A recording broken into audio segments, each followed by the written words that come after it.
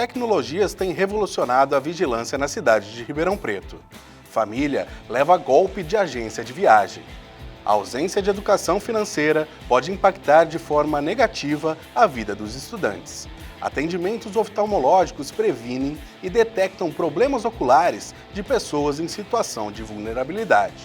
Aumento dos casos de maus-tratos e a adoção de animais ganham destaque em Ribeirão Preto. E na entrevista de estúdio de hoje, vamos falar sobre infarto em mulheres. Começa agora o Lente Aberta.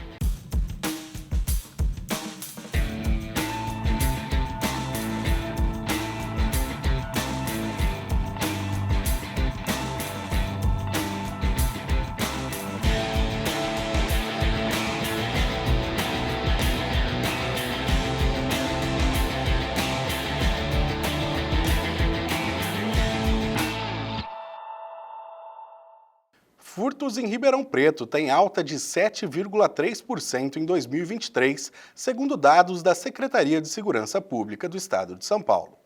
Os maiores registros foram nas regiões da Vila Tibério, Jardim América e Campos Elíseos. E agora, com a chegada do período de férias, intensifica a preocupação em relação à segurança residencial. Dados também apontam uma média de um ataque a domicílio a cada 3 dias. Mais um bairro em Ribeirão Preto aposta na tecnologia para sair dessa estatística.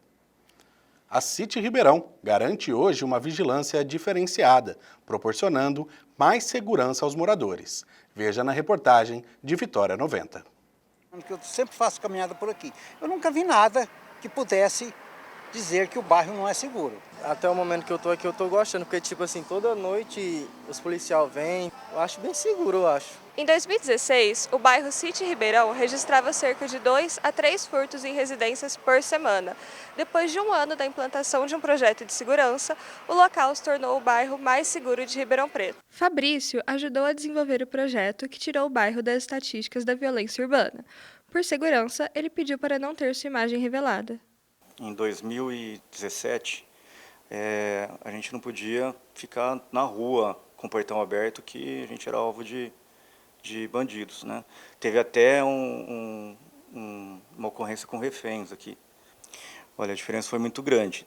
Hoje eu costumo dizer que quando eu entro no bairro parece que eu estou naquele campo de força de desenho animado, né? A gente entra aqui, eu me sinto seguro.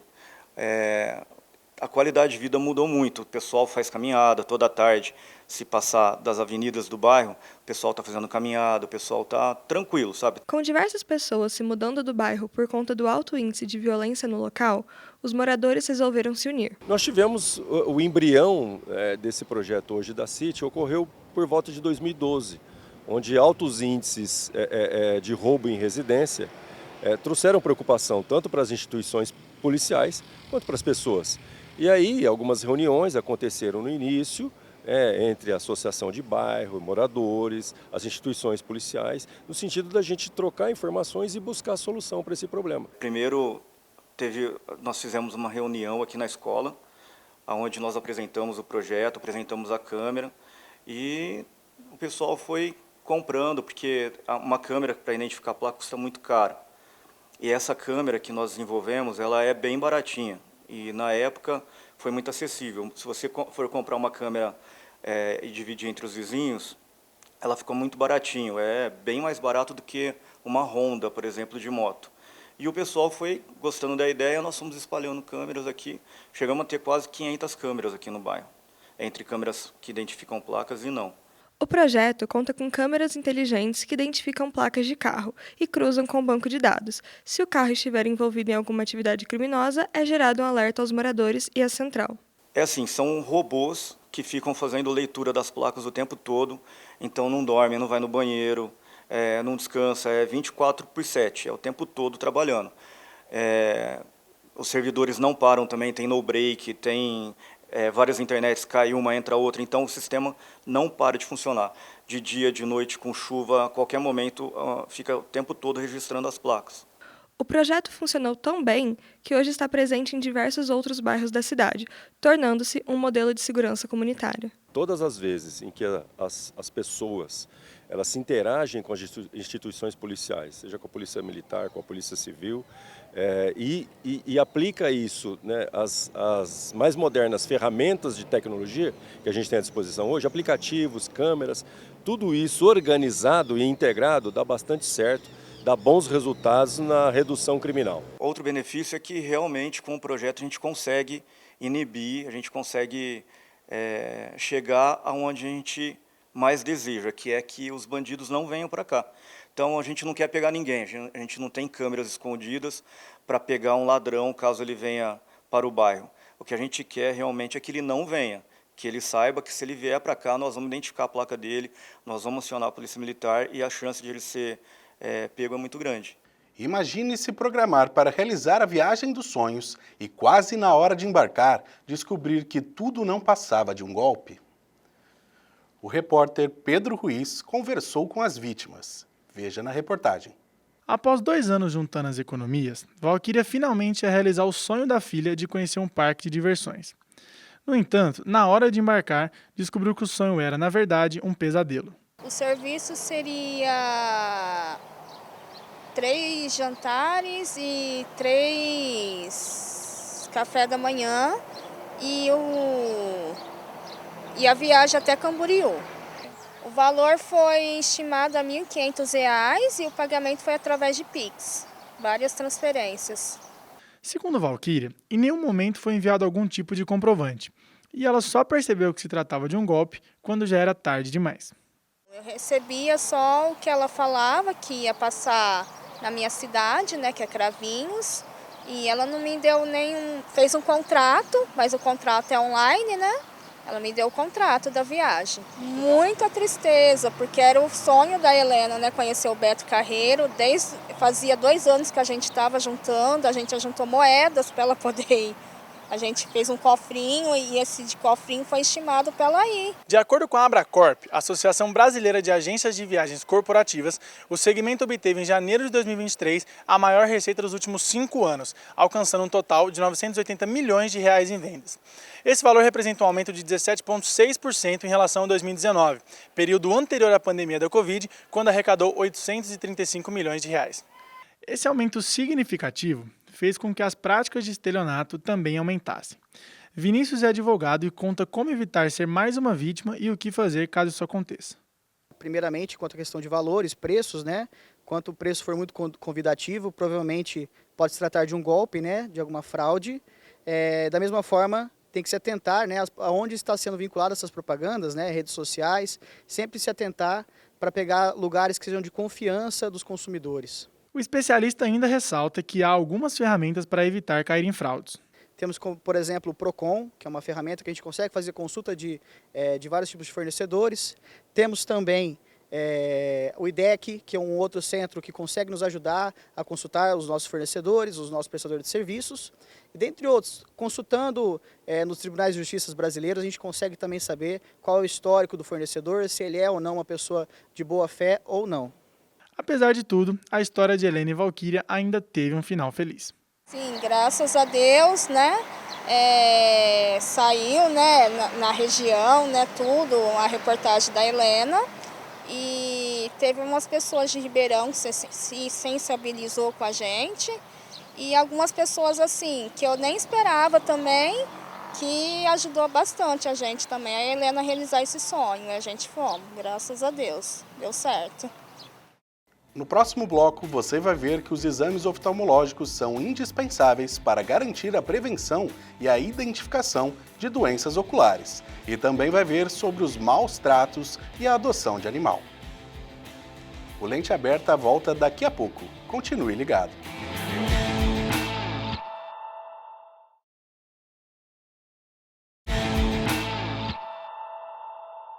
Dados da pesquisa realizada pela organização Retina Brasil mostram que cerca de 7% da população brasileira nunca foi a um oftalmologista. E quase a metade não realiza visitas regulares. Muitos buscam atendimento apenas quando enfrentam desconfortos ou dificuldades de visão. Atendimentos oftalmológicos são essenciais na prevenção e detecção de problemas oculares que podem comprometer a qualidade de vida da população. E um projeto em Ribeirão Preto pretende mudar essa realidade, atendendo pessoas em situação de vulnerabilidade social. Eu conheci o projeto, confira na reportagem a seguir. Dos lados, para cima, dos lados, lado direito. Daniela nasceu com um problema de visão e agora ela vai poder corrigir e enxergar melhor. Vou ter que fazer cirurgia e vou ter que usar óculos. Fizeram um encaminhamento para poder marcar a cirurgia, para poder fazer do estrabismo que eu tenho. E o óculos fica pronto daqui a alguns dias, porque aqui não tinha já pronto. Daniela só conseguiu acesso ao tratamento oftalmológico por causa do projeto realizado pela USP de Ribeirão Preto, que desloca equipamentos e profissionais para os locais onde os atendimentos são necessários, como essa casa de passagem, no bairro Monte Alegre. A nossa ideia é atender pessoas em situação de rua, fazer a avaliação oftalmológica completa e no final da avaliação, se o participante tem erro refrativo, algum grau que necessite de óculos, a gente já faz a entrega de óculos para ele, senão a gente encaminha para a rede se ele precisa de tratamento clínico ou caso cirúrgico. Para os pacientes, se não fossem os atendimentos oferecidos no local, dificilmente eles teriam acesso às consultas oftalmológicas. Não teria, eles é muito atencioso, não teria condições. Só consegui mesmo porque foi pela casa mesmo. Primeiramente, eu já me senti lisonjeada, né? Porque é algo que a gente não consegue hoje em dia, mesmo no OBDS. E assim, gratuitamente, de uma forma tão rápida, a gente não tem como não ficar menos do que agradecido. Indicadores do Conselho Brasileiro de Oftalmologia mostram que as classes mais baixas são as mais afetadas pelas doenças oculares, que podem causar cegueira. Segundo dados do próprio Conselho, a catarata e o erro refrativo não corrigido são os principais fatores que causam a cegueira. Os dois juntos são responsáveis por 3 em cada 4 casos de deficiência visual. Os principais problemas que a gente encontra são questão de erro refrativo e presbiopia. Presbiopia é a capacidade que a gente tem de enxergar para perto, porque após os 40 anos a gente tem essa dificuldade de ler, enxergar coisas pequenas para perto e acaba necessitando do óculos. Esses são os mais comuns, né, que são causas de cegueira reversível e que a gente consegue resolver usando o óculos. Essa é uma maneira de tornar um cuidado tão essencial quanto a visão acessível para aqueles que muitas vezes não têm amparo na sociedade. O sentimento de quem passa pelo atendimento é de gratidão. Foi um ótimo atendimento, estou muito agradecida com tudo que eles estão fazendo por nós. Muito bom, eles é muito atencioso, detalhista, passamos em várias partes, foi muito bom. A palavra gratidão, eu acho que é a palavra mais sublime que existe. A gente está muito contente, eu extremamente, depois de tantos anos sem ir ao oftalmologista, e hoje poder detectar um problema mais uma vez e participar do projeto é maravilhoso. Eu acho que eu não conseguiria tão rápido no SUS ainda esse ano. No cenário atual, assistimos o aumento nos casos de maus tratos e abandono animal. Mas na reportagem de Maria Júlia Oliveira, vemos também o outro lado, de pessoas que adotam esses animais. O Oli faz pose porque sabe que está sendo filmado. Ele foi adotado há 12 anos. João Pedro era criança na época e escolheu o nome. São 2 motivos, na verdade. Tinha o filme WALL-E, da Disney, que eu gostava muito quando eu era pequeno, mas muito antes eu tinha um livro que era Onde Está o Wally, que eu era fascinado, apaixonado. E aí foi tipo imediato, na hora a gente pensou e falou, não, vai ser o Wally mesmo. Rejane trabalha como protetora de animais e ressalta que a adoção deve ser vista sempre com responsabilidade. O maior critério de todos é ter responsabilidade sobre o animal. Você tem que conversar com a pessoa e ir analisando aos poucos. Conforme o papo vai fluindo, você vai percebendo se a pessoa tem ou não responsabilidade. As responsabilidades básicas são pela saúde do animal e pelo local que o animal se encontra. Ou seja, que seja um local salubre e que não tenha rota de fuga. Segundo dados do Instituto Pet Brasil, quase 185 mil animais se encontravam sob proteção de organizações não governamentais e protetores após terem sido retirados de maus tratos ou de abandono na rua. Em Ribeirão Preto, o último levantamento de 2019 mostrava que quase 100 mil animais se encontravam em situação de rua. Porém, não se sabe o número atual. Regiane diz que o abandono animal é uma situação preocupante e que existem hoje várias formas que prejudicam diretamente a vida e o bem-estar dos bichinhos. O que é um maltrato do animal? O maltrato do animal é não ter alimentação, não ter veterinário, não ter um lugar decente para ficar, poder escapar e morrer na rua, porque morre mesmo, e não castrar e ter um monte de filhotes. Agora, outra luta, que inclusive é uma coisa que eu primo, mas nós ainda precisamos primar mais ainda, é aumentar as castrações. Porque a única forma de evitar maus tratos é ter menos animais para ser maltratado. Porque o tanto de animais que tem nas ruas é desesperador. Wally é o dono da casa, mas talvez por pouco tempo. E se tudo der certo, a gente vai com certeza adotar outros animais, né? Mais um cachorrinho, muito provavelmente. No próximo bloco, você vai ver como a educação financeira pode ajudar os jovens. E na nossa entrevista de estúdio, como o infarto atinge milhões de mulheres. O Lente Aberta volta daqui a pouco. Continue ligado.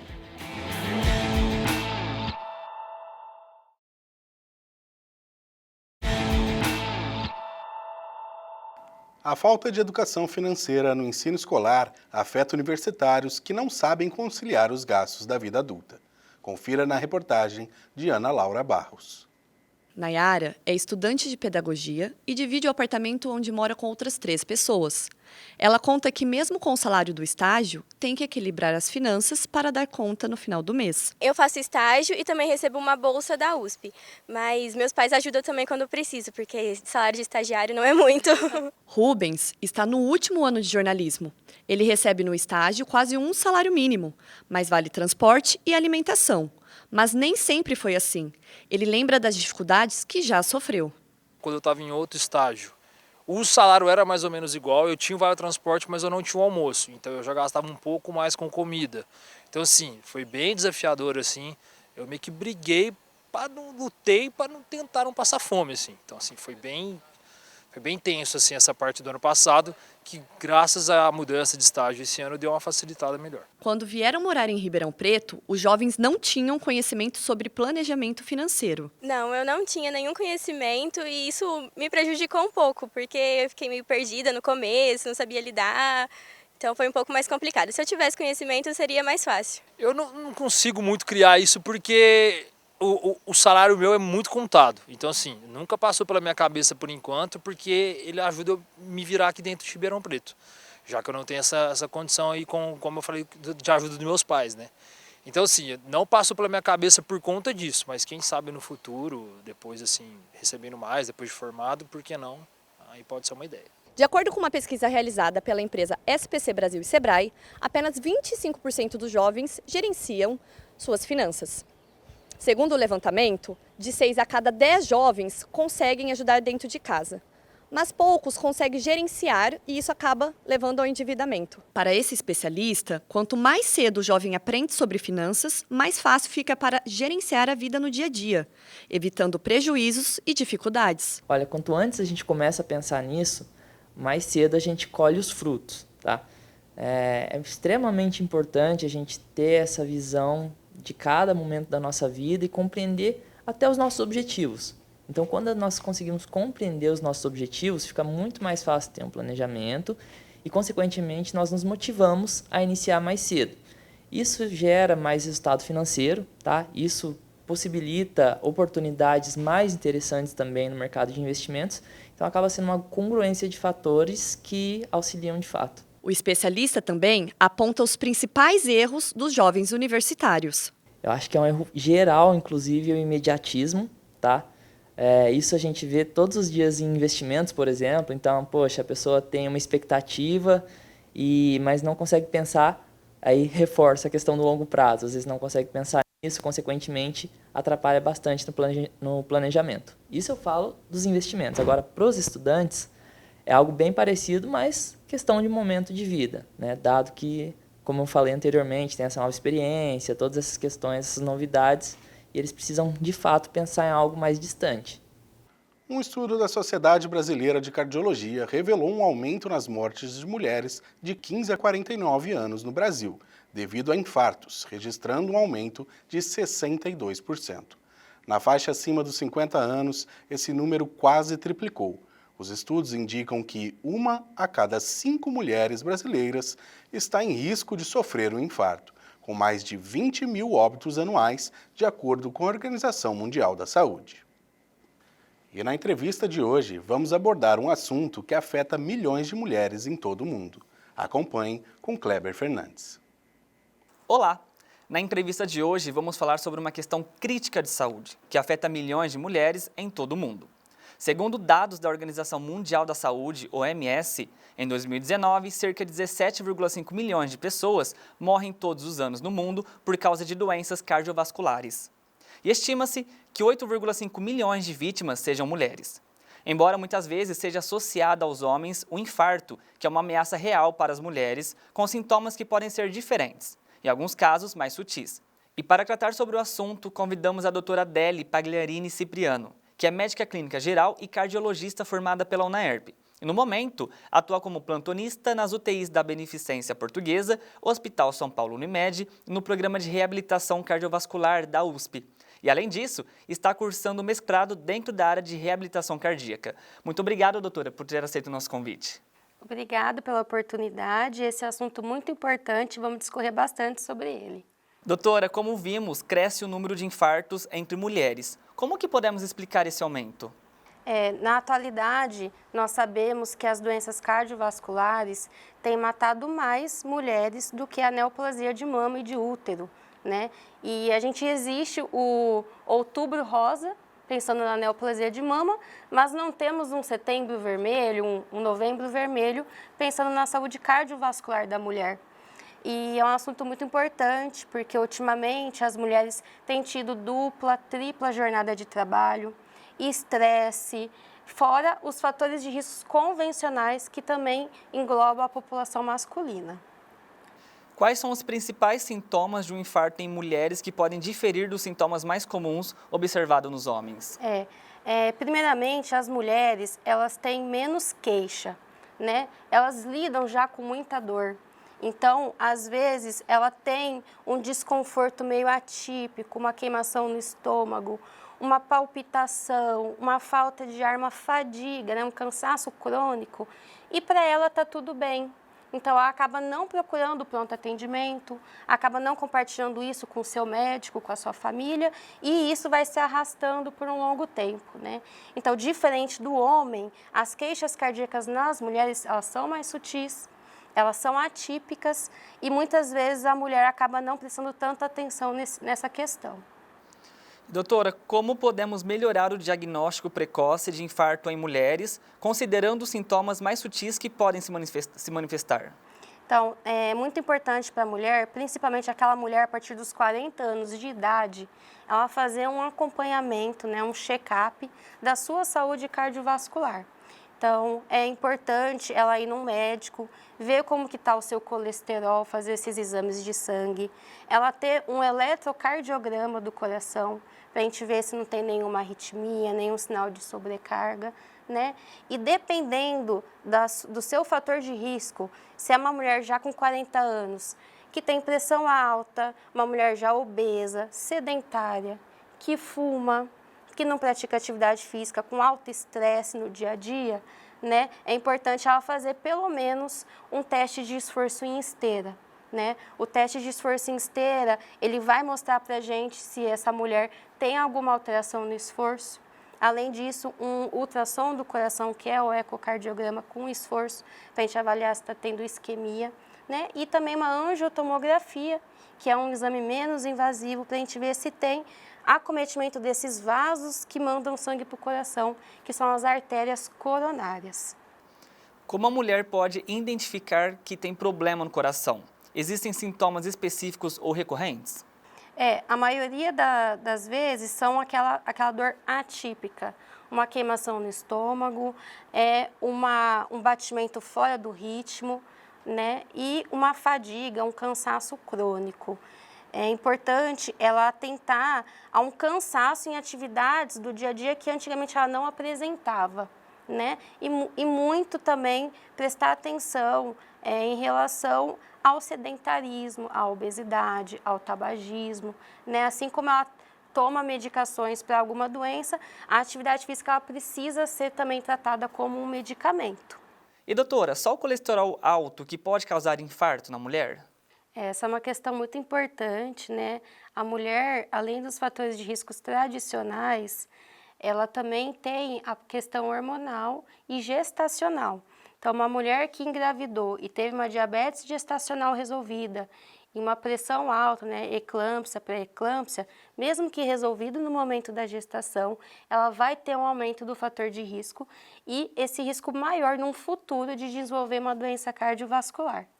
E para a gente poder encerrar já a nossa entrevista, doutora, existe um aumento de incidência entre as mulheres no último ano? E se houve esse aumento, o fato da mulher ter acumulado uma dupla jornada de trabalho nas últimas décadas, pode ter contribuído para isso de alguma forma ou de alguma maneira? Isso. Nos últimos anos, a gente sabe que aumentou a incidência de eventos cardiovasculares nas mulheres, tanto infarto como doença cerebrovascular, né, o derrame. E isso está muito associado à dupla, tripla jornada de trabalho, ao estresse do cotidiano, fora os fatores de riscos convencionais, né? Então, sim, é um fator que pode muito agravar, né? Então, a gente precisa muito prestar atenção, cuidar desse coração da mulher e para a gente poder diagnosticar precocemente e tratar de forma adequada, porque nós sabemos que a doença cardiovascular, ela mata mais, né? E se ela não é tratada de forma adequada, ela vai gerar mais complicações na mulher do que no homem. Doutora, muito obrigado por ter aceito o nosso convite e voltamos no estúdio com você, Eduardo. E o Lente Aberta fica por aqui. Até o próximo programa.